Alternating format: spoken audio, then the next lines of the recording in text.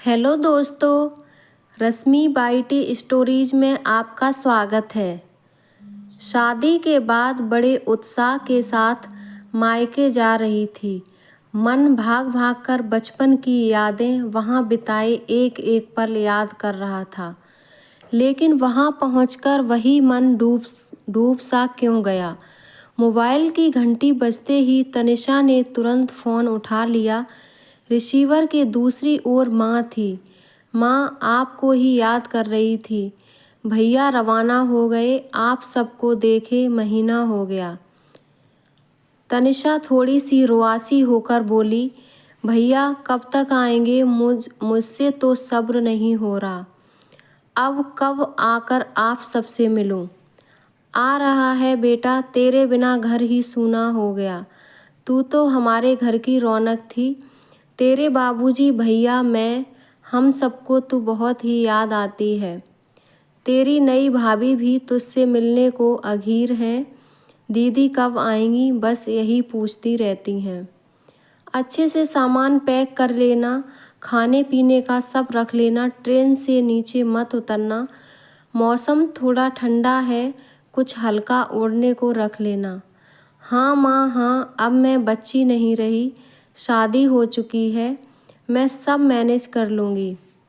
कहकर तनिषा ने फ़ोन रख दिया। माँ भी ना, यह सोचकर तनिषा मुस्कुरा दी। दूसरे दिन सवेरे जल्दी उठकर तनिषा ने फाइनल पैकिंग कर ली। तनिषा की सास ने आज उसे रसोई से छुट्टी दे दी ताकि वह आराम से सब पैक कर ले। रमन से दूर होने का दुख था, पर महीने भर बाद मायके जाने की खुशी अलग थी। तभी डोरबेल बजी। भैया आप आ गए।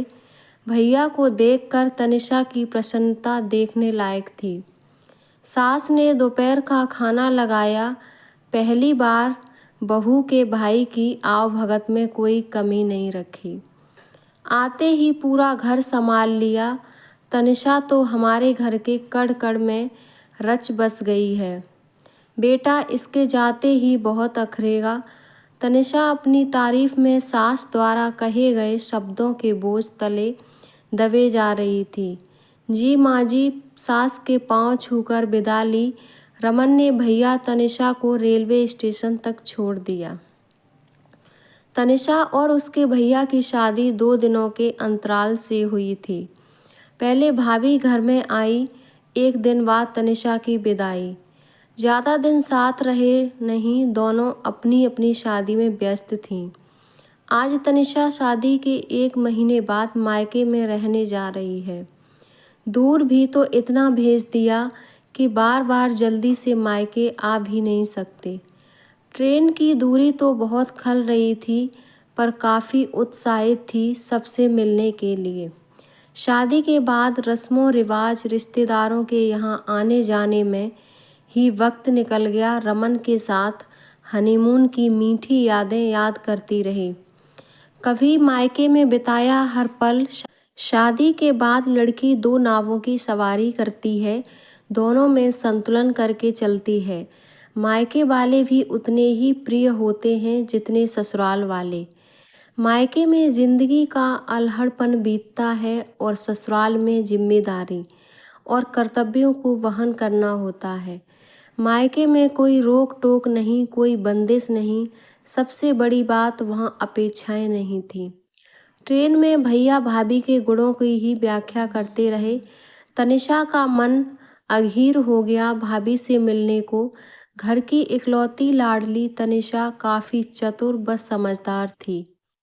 माँ की बीमारी के चलते सारे घर की जिम्मेदारी तनिषा के कंधों पर थी।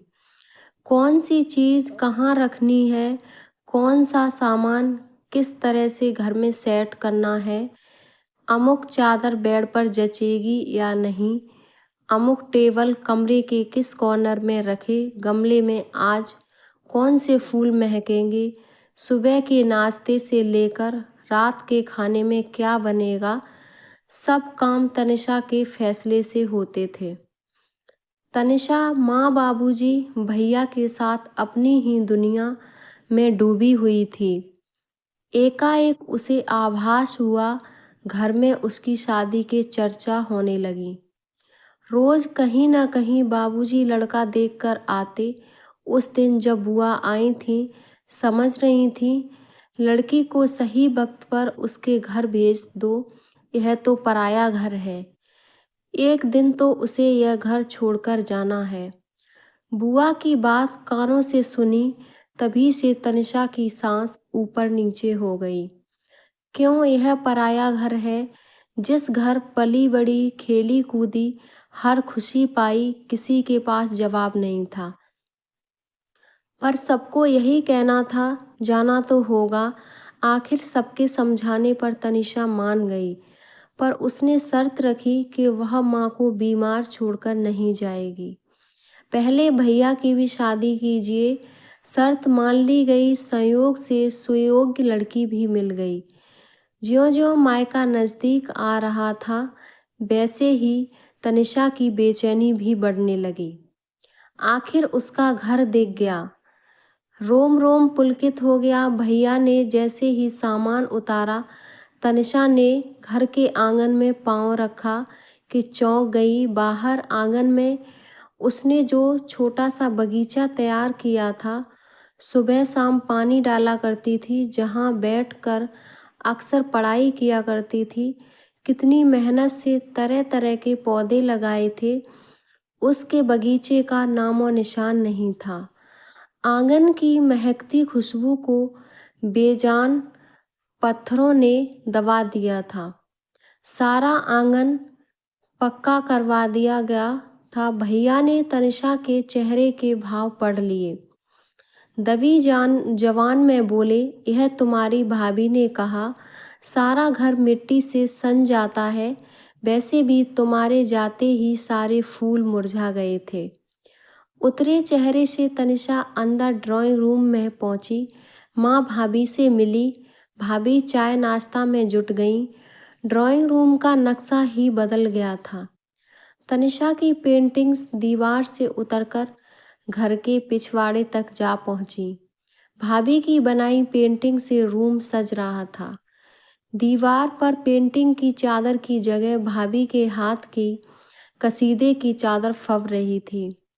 अब सोफा सेट की दिशा भी बदल गई। गमलों में बनावटी फूल खिल रहे थे। पर्दों के रंग भी उलट पुलट हो गए।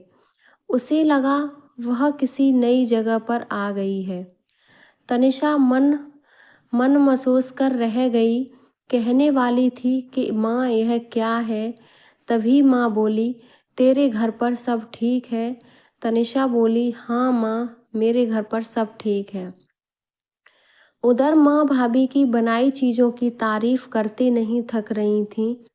तेरी भाभी ने आते ही अपना घर संभाल लिया।